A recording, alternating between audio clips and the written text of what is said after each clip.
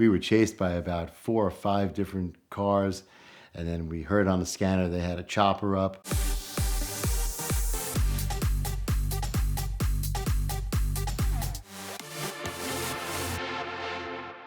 So back in 2009, I bought one of the first GTRs that came into the US. I had a friend of mine owned a Nissan dealership.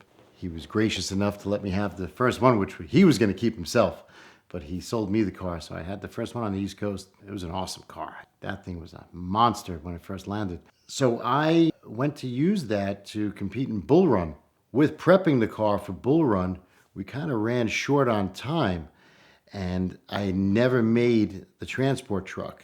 So because I didn't make the transport truck, my only other option to get out to Vegas was starting in Vegas. I decided to, why not? Let's do a Cannonball attempt. The car is prepped for Bull Run. I basically have everything I need. The only thing that was a little different was the car was wrapped with the British flag because we were being sponsored by Hudson Jeans. So it kind of stood out like a sore thumb, but heck, I mean, Alex Roy did it in a police car. Why can't I do it in a British flag? My Bull Run partner at the time wasn't able to leave early. Contracted a friend out of Texas who flew in, and we jumped in the car. We met Alex in the city so he can officiate it. I think we met Alex and Rob Ferretti in the city. And we decided to go for the attempt. And we decided to take the north route. So getting out of the city was fine. That was no problem. The car was performing well until we hit Pennsylvania. The car was really customized.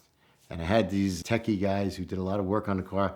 And they had built like an aftermarket carbon fiber wing. We were trying to lighten the car a little bit. There was a catastrophic failure.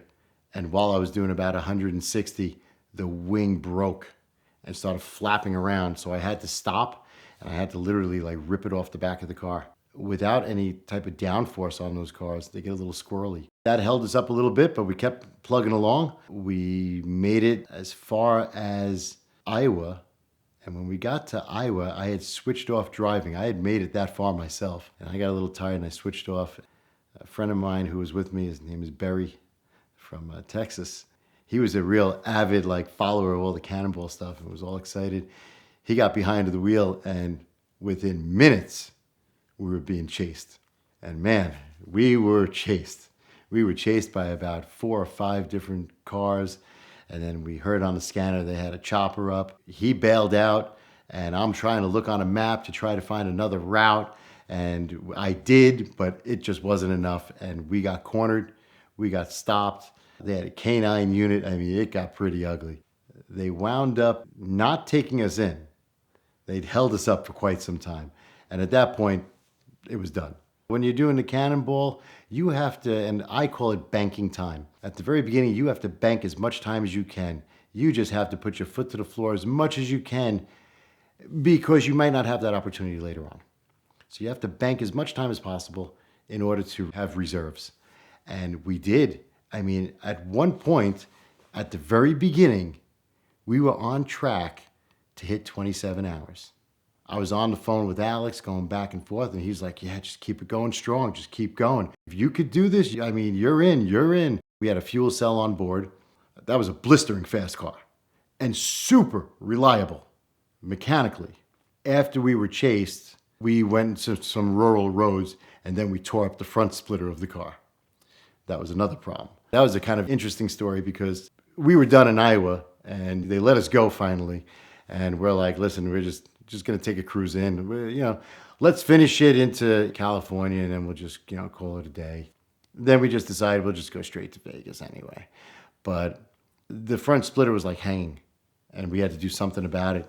And we stop off on the side of the road, and we're trying to find a shop, and we're in a real farm country. I mean, really rural, just these massive combines around and stuff like that. And we pull up to this barn, and the doors are open.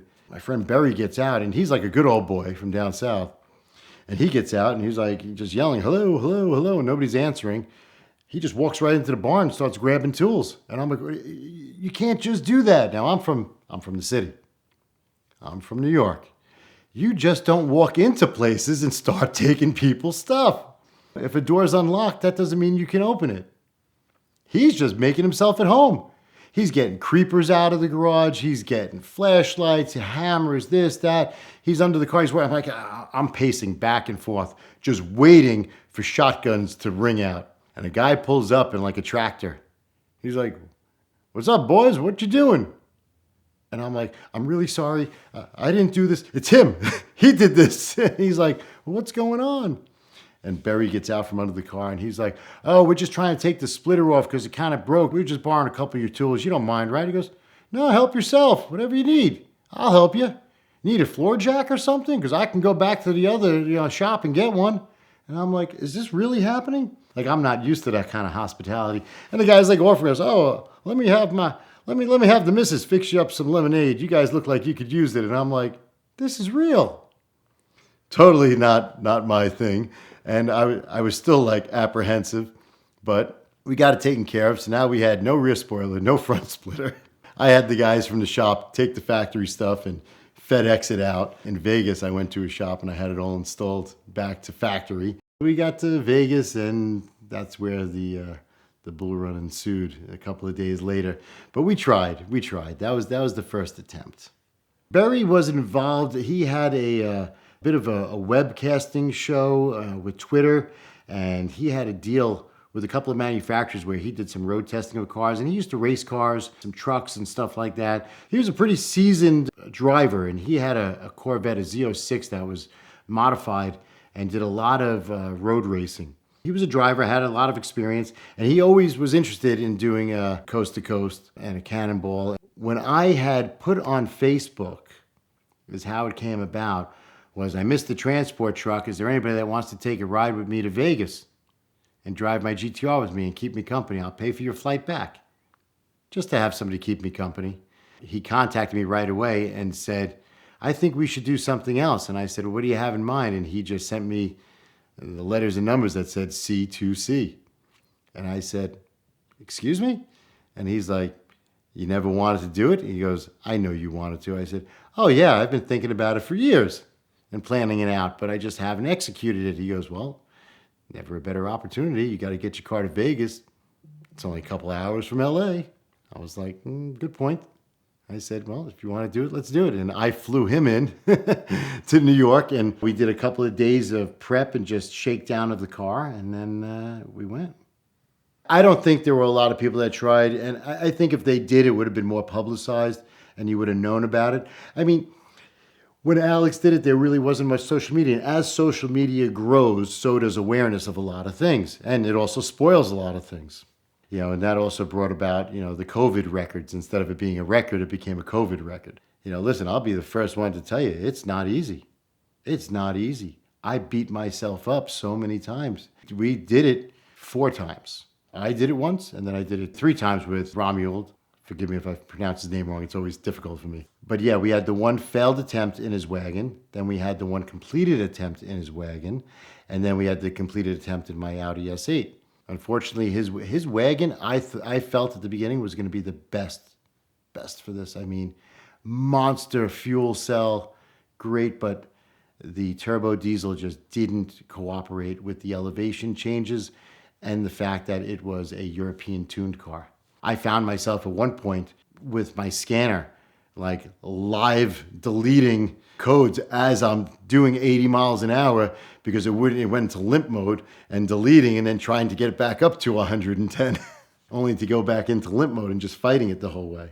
The first time we just gave up and we went to Vegas and then came back. And then the second time we made it in that car, and that was 3053. And then the third time was in my Audi. My Audi, we got pulled over twice, and we still did 3043. So I banked a lot of time in my Audi at the beginning. I was doing a solid 190, 200. Solid. In fact, I got pulled over at 190 in Pennsylvania, and I thought for sure that was it. Game over. I mean, I got on those brakes so hard that when the cop finally caught up to us, he got out his fire extinguisher. He thought the car was on fire because my rotors were molten. They were like lava. And he thought it was on fire. But it was just so hot. And they were crackling and everything. And he said, "Do you know how fast you were going?" And I said, "I got to be honest with you. It was definitely more than 100. And he said, at least you're honest. I said, well, yeah, I wasn't looking down. And he said, yeah, I got you at 103. And I said, wow, it was that fast, huh? And I was like so grateful that that's all it was. He said, well, I'm going to do you a favor. And he said, because you were honest, I'm only going to write you for 80. I said, okay, I'll take it. So he wrote me for that, but it held us up for a good 20 minutes. And listen, a 20-minute layover on doing a Cannonball, you lose like an hour. That car, I got about 1,000 miles to the fuel fill, which was nice. That was a good car to do it in. Had a lot of power. That car was delimited and it would hit 200 miles an hour. The Audi S8 that we used for the final run, that was a really well-sorted car. That car I originally built for Bull Run. I adopted it by using it for Cannonball by wrapping it matte black, just to keep it a little more stealthy. So that car was originally built by two guys that were private contractors for the NSA, which, stands for No Such Agency. These guys were these whiz kids that really came up with the most amazing stealth products in there. You name it, it was in there. That car was pretty undetectable. The ticket that I had gotten, that wasn't measured by radar. That was measured by sight, and that's why he said 103. And the second time I got pulled over was when Romuald was driving, and I got away with that one. We got pulled over. I pretended like I was sleeping. And as soon as we got pulled over, I woke up, and I was like, what's going on? What were you doing? And I had always told him, if we get pulled over, you don't speak English. Do not use any English whatsoever. And I started yelling. I'm like, this idiot, he doesn't speak any English. All he knows is kilometers, kilometers, kilometers, kilometers. I keep telling him it's miles per hour here. And the cop looks at me like all confused. I'm like, he's from out of the country. He doesn't understand. When you're looking at 100 miles an hour, it's not 100 kilometers in his country. 100 kilometers is fine. And he's like, oh, okay. He's like, cool. All right, just carry on. I was like, thanks. And we just left. I said, I'm going to drive. Don't worry, I'll drive. So we switched and I got behind the wheel and we took off. There came a time when he was getting confused when the radar detector would go off. I'm like, when it goes off, you have to slow down. It doesn't mean like, there's not a chance of getting pulled over. It's not bulletproof. We made it, and hey, we beat the original time that we had, and we still got pulled over twice. And one of them was like a good 20-minute stop. So yeah, without those stops, man, we could have had a really good competitive time.